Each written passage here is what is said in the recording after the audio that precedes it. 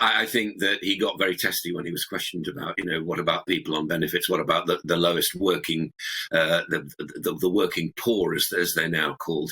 And we've moved, haven't we, into this stage of sort of, I hate to say this, but it's like COVID economics. We have to expect the worst. These are no doubt dark times. We have very little control over the major costs hitting every family, particularly those who don't earn an enormous amount of money. So I think what we were seeing yesterday certainly was a chancellor who was getting increasingly more testy as he was interviewed.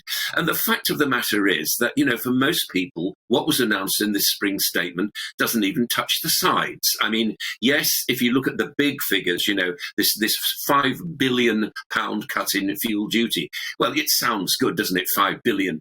Actually, what it means is a tiny bit off each bit of litre that you actually have to put in your car, and which seems to rise, every day. I joke with the people at our local petrol station about, how much has it gone up today? Because it does seem to go up every 24 hours, and nothing about that is changing at the moment. It doesn't matter what happens with the war with Ukraine and Russia, and I'm sure we all hope it ends somehow peacefully, and all the rest of it. But actually, the consequences of this are going to be felt for a long, long time. These energy costs are rising, and it's not just that. I mean, it's going to be household bills going up in the autumn. So I think, I was looking at this call from Boris Johnson actually saying that the government ought to do more. Now, normally, in my experience, prime ministers sort of go along with what their Chancellor of the Exchequer says in public. They may disagree in private, but in public, I think it's quite important that he's actually said that. What he intends to do,